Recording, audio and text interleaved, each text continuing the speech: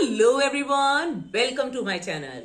समय समय पर हमारे मन में बहुत सारे ख्याल आते हैं और हम उन्हें कॉपी पे और पेज पर लिखना चाहते हैं। जब हम उन्हें एक साथ कुछ पॉइंट्स में लिखते हैं तो वो एक पैराग्राफ बन जाता है, अनुच्छेद बन जाता है। अनुच्छेद लेखन हिंदी ग्रामर का बहुत ही ज्यादा महत्वपूर्ण टॉपिक है, क्योंकि इसकी बारीकियां, इसे किस प्रकार से लिखा जाना है उसके बारे में कहीं ना कहीं हमें चिंता होती है। तो आज हम इसके सभी पॉइंट्स के बारे में कि अनुच्छेद को किस प्रकार से लिखा जाना चाहिए, सही ढंग से किस तरह से इसे पेन डाउन करना चाहिए, उसके बारे में हम विस्तार पूर्वक बात करेंगे। तो ये है अनुच्छेद लेखन का माइंड मैप। कैसे लिखें? अब ये जो इसके पॉइंट्स हैं इन्हें हम ध्यान से पढ़ते जाएंगे और इनके बारे में बातचीत करेंगे। सबसे पहला है सोचिए।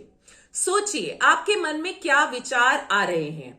उन सभी विचारों में आप कोई एक टॉपिक को सोचिए। सपोज आप कंप्यूटर के बारे में लिखना चाहते हैं कि कंप्यूटर है क्या, आखिर कंप्यूटर क्या होता है, मैं उसे क्यों लेना चाहता हूं, मैं उसको लेकर क्या क्या करूंगा। आपके मन में बहुत सारे विचार आए तो आपने जब 5 से 10 चीजें उसके बारे में सोच ली तो आपने सोचा अब मैं कंप्यूटर के बारे में एक अनुच्छेद लिखूंगा।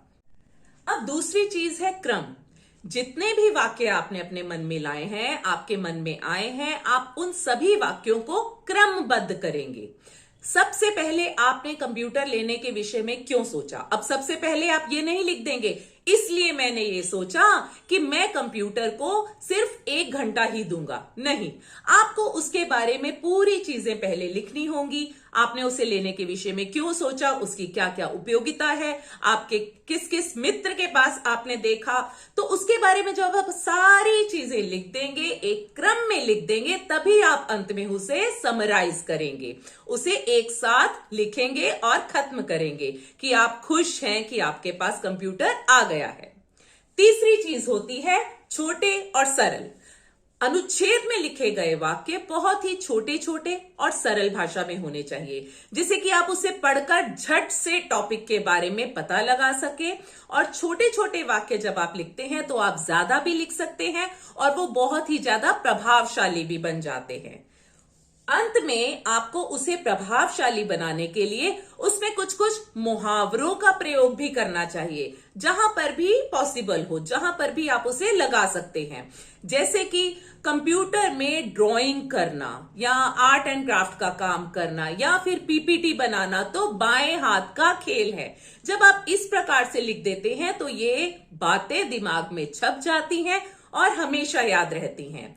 तो उम्मीद करती हूं आपको यह समझ में आ गया है कि एक अनुच्छेद को किस प्रकार से लिखा जाना चाहिए। सबसे पहले क्या करना है, आपने टॉपिक सोचना है, वाक्य सोचने हैं, फिर उन वाक्यों को आपने क्रमबद्ध करना है।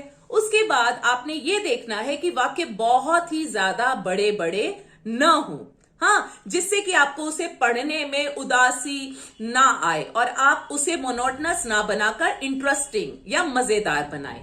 उसके बाद प्रभावशाली बनाने के लिए उसमें आप वाक्यों का, मुहावरों का प्रयोग भी कर सकते हैं। तो चलिए खूब सारे अनुच्छेद बनाते हैं। कहीं पर भी अगर आपको जरा सी भी दिक्कत आती है तो प्लीज मुझे कमेंट बॉक्स में लिखकर जरूर बताइएगा। वीडियो पसंद आए तो लाइक जरूर कीजिए, शेयर जरूर कीजिए। तो चलिए मिलते हैं अगली क्लास में, तब तक के लिए बाय बाय, टेक केयर।